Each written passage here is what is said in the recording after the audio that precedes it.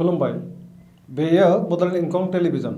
दिनै 5 मार्च 2021 शुक्रबारखालि सानसेनि बरादखौ नोंथांमोननि खाथियाव लाबोदों आं सदानन्द दैमारिया।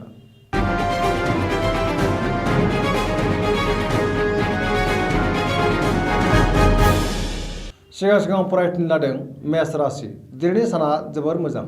मावनो लानाय खामानिखौ थि समावनो मावफुंनो हानानै गोसोखौ गोबां गोजोननाय मोनगोन। गोसोनि साननायफोरा जाफुंसारगोन।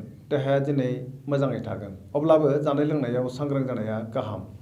बहानिफ्रायबा मोजां खौरां मोनगोन। रांखावरियाव जोबोर मोजां होनजायो। बेफार फालांगियावबो मोजां मुलाम्फा मोननो हागोन। आरजिनाय धोनखौ दोनथुमनो हागोन। सोरबा लोगोनि हेफाजाब मोनगोन। न'खराव अनलायनाय फैगोन। गुबुननि गोसोखौ दिनै गोरलैयैनो बोनो हागोन। गोसोनि बोलोआ बांगोन। समाजाव दिनै गोबां मान मोननो हागोन। लाइमोनफोरा गोसोखौ जोबोर रमान्टिक मोनगोन आरो गावबा गावनि गोसोनि साननायफोरखौबो फोरमायलायनो हागोन। फरायसाफ्रा फरायनायाव गोसो दुंखांगोन आरो मोजां फिथाइ मोनगोन। मोनफ्रोमबो बिथिङावनो मोजां फिथाइ मोननो हागोन। गियाना बांगोन।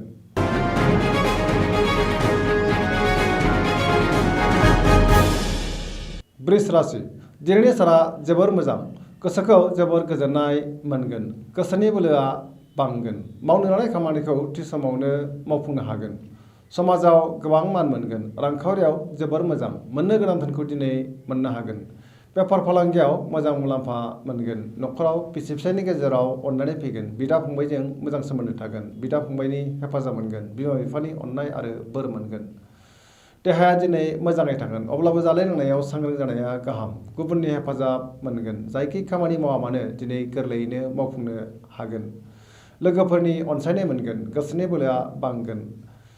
लाइमोनफोरनि गोसोआ दिनै जोबोर रमान्टिक जागोन आरो गावबा गावनि गोसोनि साननायफोरखौबो फोरमायलायनो हागोन। बयजोंबो अनसायजागोन। फरायसाफ्रा फरायनायाव मोजां फिथाइ मोननो हागोन आरो गोसो दुंखांगोन। सोरबा लोगोजों बहाबा दावबायहैनो खाबु मोनगोन। धोरोमारि बिथिङाव गोसो दुंगोन। सरासनस्रायै दिनैनि साना जोबोर मोजां आरो मोजाङैनो बारग'लांगोन।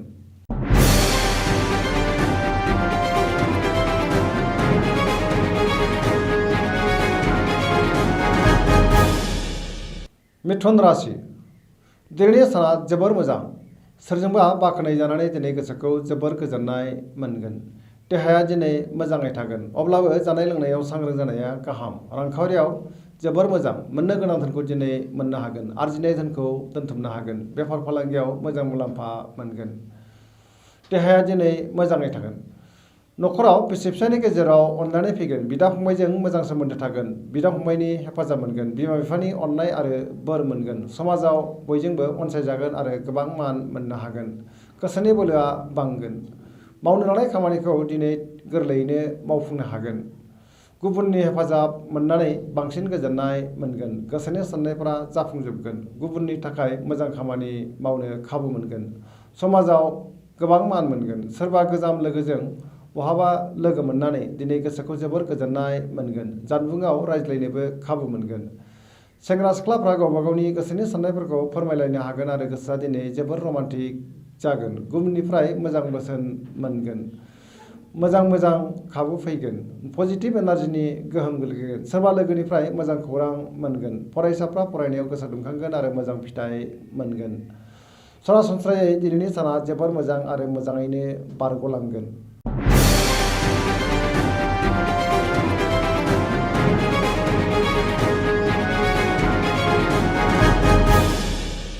कर्कट राशि।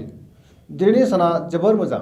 गोसोआव मोजां आरो गोग्गो साननाय फैगोन। मावनो लानाय खामानिखौ थि समाव मावफुंनो हानानै गोसोखौ दिनै जोबोर गोजोननाय मोनगोन। गोसोनि साननायफोरा जाफुंगोन। रांखावरियाव जोबोर मोजां। मोननो गोनां धोनखौ दिनै मोननो हागोन। अदेबानि खरसायाबो बांगोन।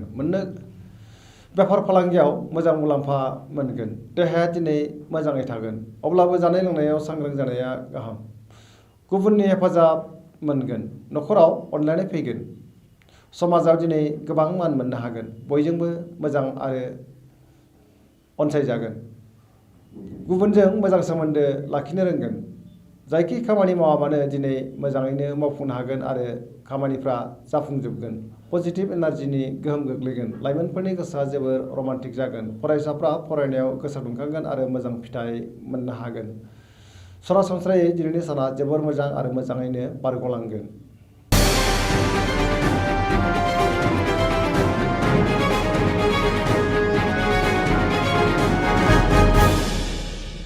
सिंह राशि दिनैनि साना जोबोर मोजां गोसोआव जोबोर गोजोननाय फैगोन गोसोआव मोजां साननाय फैगोन मावनो लानाय खामानिखौ थि समाव मावफुंनो हानानै गोसोखौ जोबोर गोजोननाय मोनगोन सोरबा लोगोनिफ्राय मोजां खौरां फैनो हागौ रांखावरियाव जोबोर मोजां होनजायो अब्लाबो खरसाया नाथाय बांगोन बेफार फालांगियाव मोजां मुलाम्फा मोननो हागोन आरजिनाय धोनखौ दोनथुमनो हागोन न'खराव बयजोंबो गोरोबनानै थानो रोंगोन अनलायनायनि दैमु बोहैगोन देहाया दिनै मोजाङै थागोन अब्लाबो जानाय लोंनायाव सांग्रां जानाया गाहाम लोगोफोरनि हेफाजाब मोनगोन समाजाव गोबां मान मोनगोन गावनि गोसोनि साननायफोरखौ गुबुननोबो फोरमायलायनो हागोन न'खराव बिसि फिसायनि गेजेराव अनलायनाय फैगोन बिदा फंबायजों मोजां सोमोन्दो थागोन सोरबा गोजाम लोगोखौ बहाबा लोगो मोननो खाबु मोनगोन गोसोआ दिनै जोबोर रमान्टिक जागोन फरायसाफ्रा फरायनायाव गोसो दुंखांगोन आरो मोजां फिथाइ मोननो हागोन धोरोमारि बिथिङावबो गोसो दुंखांगोन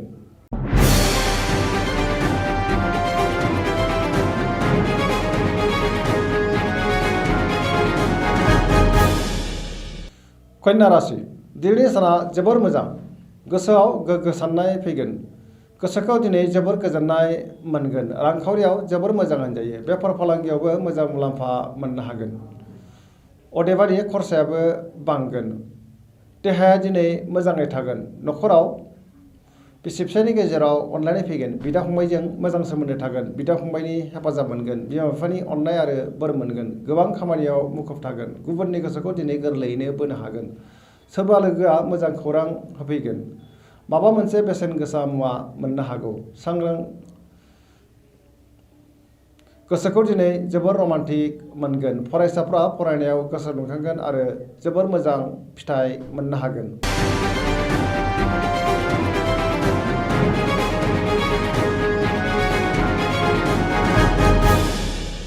तुला राशि दिनैनि साना जोबोर मोजां गोसोनि बोलोआ बांगोन गोसोनि साननायफोरा फारि फारि जाफुंजोबगोन मावनो लानाय खामानिखौ थि समावनो आरो गोरलैयैनो मावफुंनो हागोन देहाया दिनै मोजाङै थागोन अब्लाबो जानाय लोंनायाव सांग्रां जानाया गाहाम रांखावरियाव जोबोर मोजां होनजायो मोननो गोनां धोनखौ दिनै मोननो हागोन जेनिबो आंखाल जानाय नङा आरजिनाय धोनखौ दोनथुमनो हागोन न'खराव बिसि फिसायनि गेजेराव अनलायनाय फैगोन समाजाव गोबां मान मोनगोन बेफार फालांगियाव मोजां मुलाम्फा मोनगोन गुबुननि गोसोखौ दिनै गोरलैयैनो बोनो हागोन लोगोफोरनि हेफाजाब मोनगोन सेंग्रा सिख्लाफ्रा गावबा गावनि गोसोनि साननायफोरखौबो फोरमायलायनो हागोन आरो गोसोआ जोबोर रमान्टिक जागोन फरायसाफ्रा फरायनायाव गोसो दुंखांगोन गोसोनि साननायफ्रा फारि फारि जाफुंजोबगोन बयजोंबो मोजां सोमोन्दो लाखिनो रोंगोन सरासनस्रायै दिनैनि साना जोबोर मोजां आरो मोजाङैनो बारग'लांगोन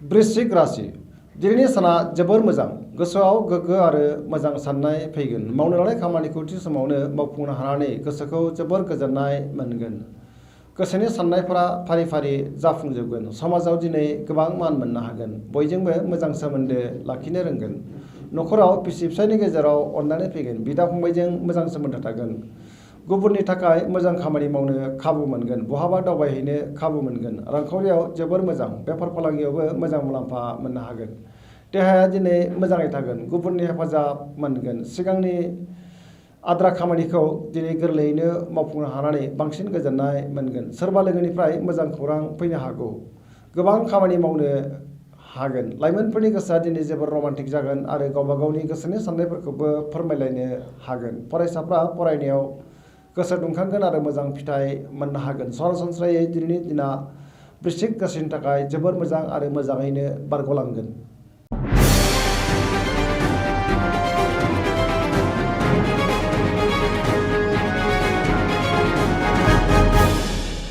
धनु राशि दिनैनि साना जोबोर मोजां गोसोआव जोबोर मोजां साननाय फैगोन मावनो लानाय खामानिखौ थि समावनो मावफुंनो हानानै जोबोर गोजोननाय मोनगोन गोसोनि साननायफोरा जाफुंगोन गोसोनि बोलोआ बांगोन रांखावरियाव जोबोर मोजां मोननो गोनां धोनखौ दिनै गोरलैयैनो मोननो हागोन आरजिनाय धोनखौ दोनथुमनो हागोन बेफार फालांगियाव जोबोर मोजां मुलाम्फा मोनगोन समाजाव दिनै मान मोनगोन देहाया मोजाङै थागोन अब्लाबो जानाय लोंनायाव सांग्रां जानाया गाहाम न'खराव बिदा फंबायनि गेजेराव अनलायनाय फैगोन बिसोरनि हेफाजाब मोनगोन बिसि फिसायजों मोजां सोमोन्दो थागोन सोरबा लोगोजों बाख्नायजानो हागौ सोरनिबा सायाव जोबोर अननाय फैगोन बहाबा दावबायहैनो खाबु मोनगोन। लाइमोनफोरनि गोसोआ दिनै जोबोर रमान्टिक जागोन आरो गावबा गावनि गोसोनि साननायफोरखौबो फोरमायलायनो हागोन। फरायसाफ्रा फरायनायाव गोसो दुंखांगोन। सरासनस्रायै दिनैनि साना जोबोर मोजां आरो मोजाङैनो बारग'लांगोन।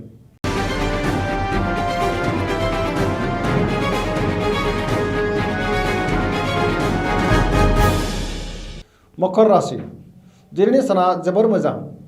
गोसोनि साननायफोरा जाफुंगोन। मावनो लानाय खामानिखौ थि समावनो मावफुंनो हानानै गोसोखौ जोबोर गोजोननाय मोनगोन। बहानिफ्रायबा मोजां खौरां फैगोन। सोरबा लोगोआ मोजां खौरां फैनो हागौ। रांखावरियाव जोबोर मोजां। आयआ बांगोन। मोननो गोनां धोनखौ दिनै मोननो हागोन। आरजिनाय धोनखौ दोनथुमनो हागोन। बेफार फालांगियाव जोबोर मोजां मुलाम्फा मोनगोन। गुबुनजों मोजां सोमोन्दो लाखिनो रोंगोन। गोब्राब खामानिखौ दिनै गोरलैयैनो मावफुंनो हागोन। न'खराव अनलायनाय फैगोन। बिदा फंबायजों मोजां सोमोन्दो थागोन। बिमा बिफानि अननाय आरो बोर मोनगोन। गोसोआ दिनै जोबोर रमान्टिक जागोन आरो गावबा गावनि गोसोनि साननायफोरखौ लाइमोनफोरा फोरमायलायनोबो हागोन। फरायसाफ्रा फरायनायाव गोसो दुंखांगोन। सरासनस्रायै दिनैनि साना जोबोर मोजां आरो मोजाङैनो बारग'लांगोन।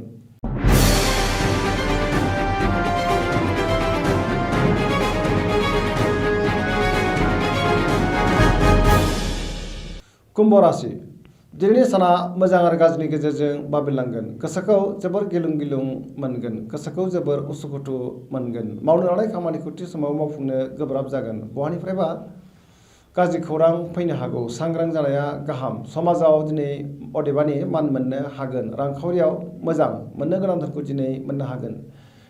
बेफार फालांगियावबो मोजां मुलाम्फा मोनगोन। देहाया दिनै मोजाङै थागोन। न'खराव बिसि फिसायनि गेजेराव अनलायनाय फैगोन। गुबुननि हेफाजाब लानांगोन। बिमा बिफानि अननाय आरो बोरखौ मोनगोन। सोरबा सुथुरा गाज्रि नोजोर होखोमागोन। सांग्रां जानाया गाहाम। गोदान खामानियाव आखाइ होथ'यैआनो गाहाम। नेगेटिभ एनार्जिनि गोहोम गोग्लैगोन। गोसोआव गुलुं गुजुं साननाय फैगोन।